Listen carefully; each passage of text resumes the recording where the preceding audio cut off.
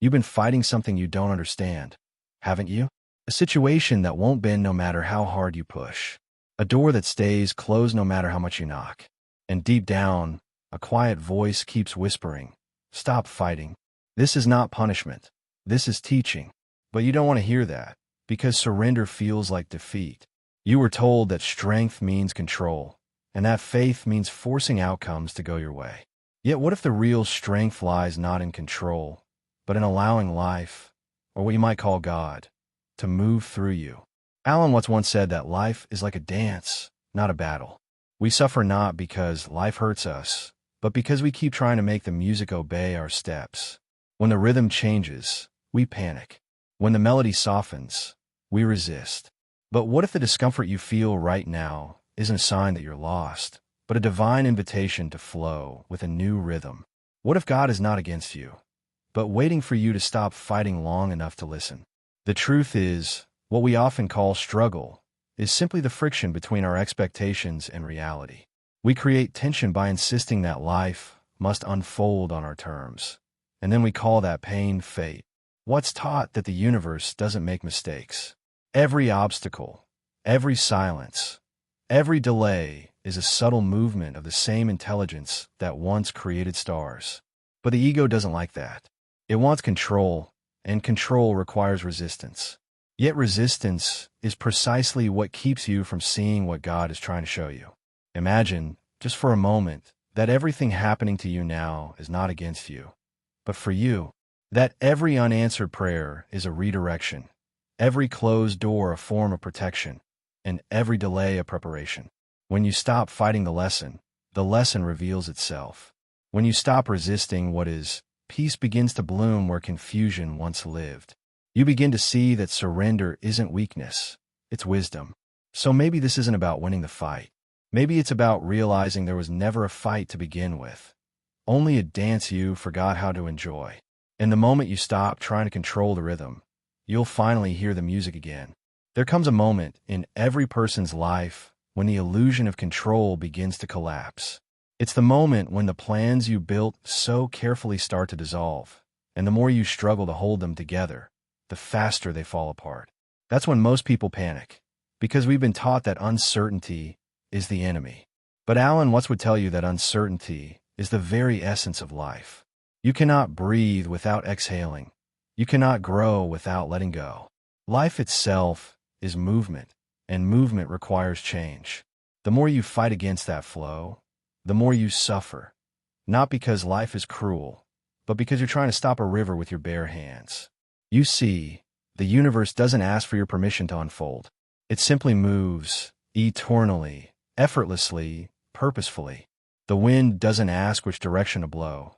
The tree doesn't resist the storm, and the ocean doesn't apologize for its waves. Only humans believe they must control the tide to feel safe. Watts often compared this to trying to lift yourself by your own bootstraps, an impossible and exhausting effort. We forget that we are the process, not something separate from it. The storm is not happening to you. You are part of the same rhythm that makes the wind howl and the sea roar. When you stop resisting, something profound happens. You begin to feel an ancient peace rise within you, the kind that was always there, hidden beneath your need to manage everything. You realize that your suffering was never caused by what was happening, but by your refusal to accept it. Watts called this the illusion of the separate ego. It's the idea that there is a you who must control life, as if the dancer and the dance were two different things. But once you see through that illusion, you awaken to something extraordinary. That life was never asking you to win, only to trust. Trust doesn't mean giving up. It means seeing that the intelligence that moves the stars also moves through your heart. It means believing that even chaos has order, even endings carry beginnings, and even silence is a kind of communication. When you surrender to that flow, life begins to reveal itself in patterns you could never design. People appear at the right moment. Opportunities unfold in mysterious ways. The more you align with this rhythm, the less you need to control. You become a participant instead of a prisoner, an instrument through which the divine plays its infinite song. And maybe that's what God is trying to teach you right now, that your struggle isn't against the world, but against your own misunderstanding of it. The lesson isn't about fixing your life. It's about remembering who's really moving the pieces. Once you stop fighting, you begin to see that life was never chaotic. Only your perception of it was. And when that veil falls, what remains is clarity, presence, and a deep sense of being exactly where you're meant to be. Think about it. Every time you fought against what was happening, it only led to exhaustion. Every battle left you more anxious, more disconnected, more lost. That's because resistance feeds pain. When you reject the present moment, you create a split within yourself, a war between what is and what you wish would be. What's described this as trying to swim upstream forever. You can do it for a while, but eventually, life will pull you back to where you're meant to flow. And that return, if resisted, feels like suffering. But if accepted, it becomes grace. What we often call bad luck, or failure, is simply life correcting our course. Yet our conditioning makes us interpret correction as punishment. We say, "Why is this happening to me?" instead of asking, "What is this trying to show me?" That single shift in perspective transforms everything. Suddenly, the closed door becomes a teacher. The loss becomes a purification. The silence becomes a sacred space where your soul is being retuned to a higher frequency. What's believed that the universe is self-regulating, that even in chaos, there's intelligence. The wave doesn't collapse because it's broken. It collapses because it's returning to the ocean. But ego hates this truth. Ego thrives on control, and control requires fear. It whispers that if you stop fighting, you'll lose everything: your identity, your power, your purpose. Yet the irony is that the more you fight to protect your identity, the further you drift from your true self. The real you isn't the mask that fears surrender. It's the awareness behind the mask. The same awareness that was there before every name, every title, every heartbreak. What's called it the eternal witness, the consciousness that watches life unfold like waves on the sea, knowing that it, too, is the ocean. Once you awaken to that awareness, peace becomes your natural state. You no longer need to force life to fit your plans because you realize life is the plan. Every moment, even the painful ones, becomes sacred. Every encounter becomes meaningful. Every fall becomes part of the dance. This doesn't make you passive. It makes you wise. You begin to act not from fear, but from harmony. You respond instead of reacting. You trust instead of controlling. And that trust, that quiet surrender, opens doors that effort alone could never unlock. So when life feels heavy, when everything seems to fall apart, remember, you're not being punished. You're being refined. You're being stripped of everything false so that only truth remains. Stop fighting what God is trying to teach you, because what feels like loss today might just be the beginning of your freedom. There's a strange beauty in realizing that the things we most resist are often the very things that set us free. The discomfort you feel when life doesn't go your way, that's not punishment, it's awakening. It's life pulling the ground from beneath the feet of your illusions so you can finally stand on truth. Alan Watts often spoke about how the universe will keep repeating the same lesson until you learn to dance with it instead of wrestling against it. Every heartbreak, every loss, every moment of confusion is the universe whispering, "Wake up, stop clinging, trust what's unfolding." It's not cruelty, it's compassion disguised as chaos. We tend to believe that peace comes when everything outside of us is in order. But what's turned that idea upside down? He said that peace doesn't come from controlling the storm. It comes from realizing you are the storm. Everything happening out there is a mirror of what's stirring within. The resistance you feel toward your circumstances is often the reflection of an inner conflict, a refusal to let go of who you think you should be. But when you finally stop fighting, the storm begins to calm, not because the wind ceases, but because you're no longer standing against it. You become one with it. The divine lesson, then, is not about changing the world, but about changing the way you see the world. When you resist, you build walls. When you surrender, you build bridges. Resistance says, "This shouldn't be happening." Surrender says, "Maybe this is exactly what needs to happen." And in that shift, everything transforms. You begin to see that the same energy that created galaxies is also guiding your smallest decisions. That even the things you call mistakes are threads in a larger, divine tapestry that only makes sense when you step back far enough to see the whole picture. Life isn't testing you, it's revealing you. Every obstacle, every delay, every disappointment strips away another layer of false identity, revealing the raw, sacred truth of who you are. That's what's meant when he said, "The ego is nothing other than the focus of conscious attention." You are not the storm, the fear, the failure, or the pain. You are the consciousness that witnesses it all, untouched, eternal, unbroken. The lesson God is trying to teach you isn't about control. It's about awakening to that eternal witness within. And so, when the next wave crashes over you, don't run. Let it wash through you. Feel its power, its cleansing, its rhythm. You'll find that the very thing you feared, the fall, the loss, the unknown, was never meant to destroy you. It was meant to dissolve everything that isn't truly you. That's the paradox what's so beautifully taught. When you stop fighting life, life stops fighting you. And in that sacred peace, you discover that God's lessons were never about pain. They were about remembering love. One of the most misunderstood ideas in spirituality is surrender. People think it means giving up, that to surrender is to accept defeat. But in truth, surrender is the highest act of faith. It's saying, I trust the intelligence behind this moment more than I trust my fear of it. Alan Watts described this as the art of letting go gracefully. It's not passive, it's deeply active, because it requires courage to let go of what the mind clings to. To surrender is to fall into the arms of something greater, and discover that those arms were holding you all along. The more you resist, the more tangled you become in your own thoughts. You overthink, overanalyze, and overplan, trying to force clarity where only experience can provide it. Watts believed this is the greatest irony of the human mind. The more we seek control, the more chaos we create. The mind wants to turn life into a problem to be solved, but life isn't a problem. It's a process. When you allow that process to unfold, wisdom arises naturally. You stop needing answers and start trusting awareness itself.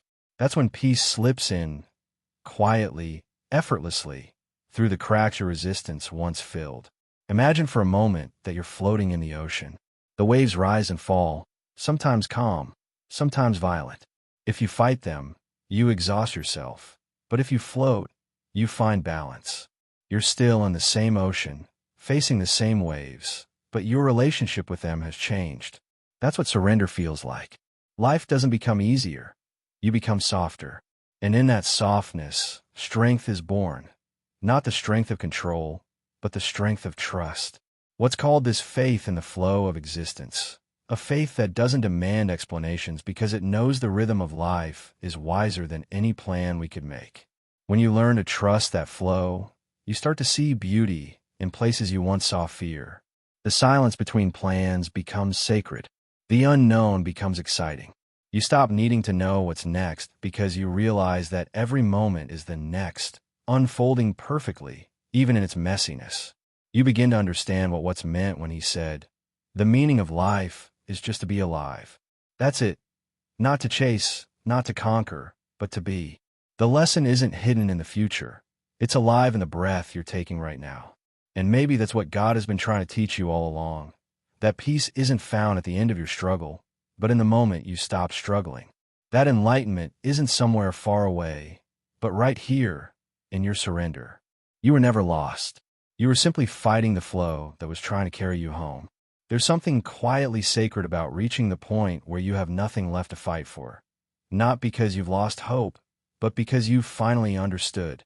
You realize that all your striving, all your desperate attempts to control every outcome, were only separating you from the peace that was always available. Alan Watts said, "You are under no obligation to be the same person you were 5 minutes ago." In that truth lies liberation, the freedom to stop defending an identity built on struggle. When you let go, you don't lose yourself. You rediscover yourself. The self that doesn't need to win, impress, or prove. The self that simply is. The lesson of surrender becomes clearest when life breaks you open. In those moments of silence after the storm, when all illusions have fallen, something pure emerges: awareness. It's in that stillness that you begin to see that everything you feared was simply a mirror reflecting your attachment. Every heartbreak was showing you where you had confused possession for love. Every disappointment was revealing where you had mistaken expectation for faith. What's taught that the universe doesn't punish, it educates. And it does so by dismantling everything that prevents you from experiencing truth directly. Once you understand that, your perception of pain changes. Pain ceases to be an enemy. It becomes a doorway. Through it, you enter the deeper layers of yourself, the ones untouched by fear, untouched by ego, the ones that have been silently watching since before the story of you even began. That's where wisdom lives. That's where you realize that what you've been calling God's lesson isn't external at all. It's internal. It's the awakening of consciousness, the remembering that you were never separate from the divine to begin with. And as you awaken, life begins to soften around you. People who once triggered you become teachers. Situations that once terrified you become invitations to grow. You stop seeing life as something happening to you and start experiencing it as something happening through you. That subtle shift, from resistance to participation, transforms every moment. You no longer need to fight what God is teaching you because you see that God's language has always been experience itself. Every rise, every fall, every quiet in-between is a verse in that eternal dialogue. When you stop demanding that life makes sense, life starts revealing its meaning. When you stop chasing control, you begin to experience connection. And that connection, that union with the flow of existence, is what's called enlightenment. Not an escape from life, but the realization that you and life were never two. That every lesson, every pain, every surrender was leading you back to that single, unshakable truth. You were never apart from God. You only believed you were. Have you ever noticed how life seems to repeat the same patterns until you finally stop resisting them? It's as if the universe has infinite patience, gently, sometimes painfully, guiding you toward understanding. Alan Watts compared this to a teacher who never punishes, only repeats the lesson until the student sees clearly. When you ignore the whisper, life speaks louder. When you deny the message, it manifests as chaos. But the moment you listen, truly listen, the noise quiets. Because the lesson was never about the event itself, but about awakening your awareness within it. That's the beauty of divine timing. Everything happens not when you want it to, but when you're ready to understand it. Resistance delays, but surrender reveals. You might think you're being held back, but what's really happening is alignment. Life is rearranging the pieces until you're able to hold the truth without breaking under its weight. What's said, the meaning of life is just to be alive. Yet we keep postponing life, waiting for certainty, waiting for peace, waiting for everything to make sense. But life doesn't wait. It flows, and the invitation is to flow with it. Once you stop fighting, awareness deepens. You begin to notice how everything connects. The heartbreak that led to healing, the delay that protected you, the ending that was secretly a beginning. You see divine intelligence in every coincidence, every silence, every change. It's as if life had been speaking all along, but your resistance had been too loud to hear it. The moment you quiet the fight, you begin to recognize that what you once called chaos was actually choreography, a divine rhythm guiding you exactly where you were meant to go. And in that recognition, gratitude blooms. Not the shallow gratitude of pretending everything's fine, but the profound gratitude of seeing purpose in everything, even the painful parts. You begin to thank life not just for the blessings, but for the lessons. You thank God not for removing your struggles, but for showing you their meaning. You realize that every tear was water for your growth, every silence a sacred pause for reflection. What's often said that to awaken is to realize the inseparable unity between joy and sorrow, gain and loss, light and shadow. They are not opposites. They are complements, dancing as one. When you live with that understanding, you stop asking, "Why is this happening to me?" and start saying, "What is this showing me?" You move from fear to curiosity, from judgment to awareness. Life becomes a meditation, not on control, but on trust. You begin to see that the lesson God is teaching you isn't about changing the external world, but about discovering the vast, eternal peace that lives within you, untouched by circumstance. And in that stillness, you realize the fight was never against life. The fight was against love itself, the love that's been trying to guide you home. There comes a moment when the lessons you once feared begin to feel like blessings. You start to see how every detour, every heartbreak, and every unanswered prayer was guiding you, not punishing you. Alan Watts often said that the meaning of life is just to be alive, but few truly understand what that means until they've been stripped of everything they try to control. Because only then do you realize life doesn't need to be managed. It needs to be experienced. The storms were never there to destroy you.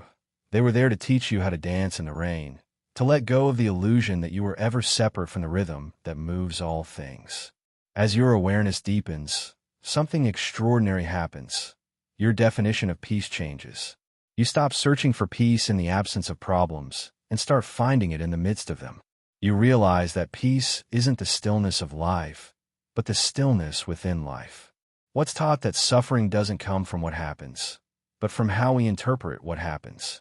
It's not life that hurts. It's our insistence that it should be different. When that insistence dissolves, peace arises naturally, like sunlight breaking through clouds that were never really permanent to begin with. In this space of awareness, even pain becomes sacred. You begin to feel gratitude for the things that once shattered you because you see how they shaped you. You understand that every ending carries the seed of a beginning, and every silence is an invitation to listen deeper. What's used to say that trying to understand life with logic alone is like trying to catch water with a net. It's not meant to be grasped. It's meant to be felt. And the moment you stop trying to make sense of it all, you begin to sense its perfection. This is the paradox that Alan Watts loved. The dance between chaos and harmony, surrender and control, human and divine. You realize that God doesn't always speak in words. Sometimes he speaks in delays, in endings and loss, in a quiet ache that leads you back to yourself. Every challenge becomes a conversation with the infinite, a call to trust the intelligence that moves through all things. When you surrender to that conversation, life stops being something you endure.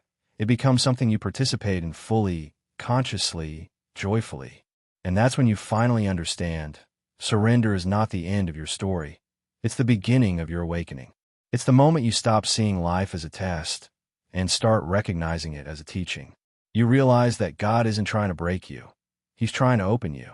The pain wasn't rejection. It was redirection. The silence wasn't absence. It was instruction. And all along, through every fall, every lesson, every quiet tear, the divine was whispering the same truth. Stop fighting. You're already home. When you reach this point of understanding, something miraculous happens. Life no longer feels like a battle, but a dance. You stop pushing against the current and begin to move with it, realizing that every step, even the ones that hurt, were part of sacred choreography. Alan Watts often spoke about the beauty of rhythm, how music only exists because of both sound and silence. In the same way, your life is composed of both joy and sorrow, beginnings and endings, resistance and surrender. Without contrast, there would be no meaning. Without loss, there would be no depth. Without the lessons, there would be no awakening. You start to see that control was never love. It was fear dressed as protection. The moment you release that control, love rushes in. Love for the process, love for yourself, love for the divine intelligence that has always been guiding you, even when you couldn't see it. Watts described this as the wisdom of insecurity, the profound peace that comes when you no longer need guarantees. Because when you stop demanding certainty, you create space for wonder. And in that space, you begin to live. Not tomorrow, not someday, but now. Now becomes sacred. The present moment, the one you used to overlook while waiting for clarity, reveals itself as the only truth there ever was. You see that every time you fought life, you were fighting this moment. Every time you resisted change, you were resisting the present. But now you can finally breathe. You can finally see that everything is exactly as it should be. There is no other life waiting to begin once you fix this one. This is the life, and it's happening now, perfectly imperfect, just as it was designed to. From here, even faith transforms. Faith stops being belief in something distant and becomes participation in something immediate. You no longer pray for life to change. You pray for eyes to see how beautiful it already is. You stop asking God to remove the mountain and start asking for the strength to climb it with grace. You understand that growth was never about escaping the struggle, but about learning to see the sacred in it. The divine doesn't test you. It invites you to awaken again and again until you remember that you were never lost. And when you finally stop fighting, you hear the music of existence again, soft, eternal, infinite. You move with it, not because you've learned to control it, but because you've remembered you were never separate from it. That's the lesson God was teaching all along, that surrender isn't the end, it's the return. The return to love, to trust, to life itself. You were never meant to conquer the current. You were meant to flow with it, to learn from it, to become it. And when you do, the struggle dissolves, and only peace remains. Maybe after all this time, you were never meant to win the fight, only to understand it. Every struggle, every unanswered question, every moment of loss was never meant to destroy you. It was meant to awaken you. Alan Watts once said, "You are an aperture through which the universe is looking at itself." That means your pain, your confusion, your surrender, all of it, is life experiencing itself through you. You are not a mistake, not an accident, not an interruption in the flow. You are the flow. And once you truly see that, the weight begins to lift, not because life changes, but because your vision does. You begin to realize that peace was never hiding from you. You were simply running too fast to notice it. The moment you stop fighting what God is trying to teach you, life stops feeling like punishment and starts feeling like poetry. Every silence becomes a verse. Every loss becomes a line of meaning.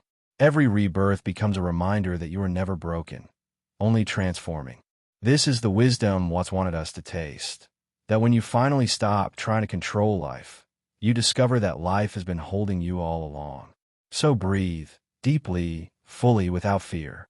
Look at where you are, not as a mistake, but as a message. The lesson you've been resisting might be the doorway to the freedom you've been praying for. The truth is, God doesn't need you to fight harder. He needs you to listen deeper. What you call surrender isn't the end of your power. It's the beginning of your peace. And maybe, just maybe, the hardest chapter you're living through right now will one day be the story that saves someone else from giving up. That's how divine intelligence works. It recycles pain into purpose. The dance of existence was never meant to be choreographed by control.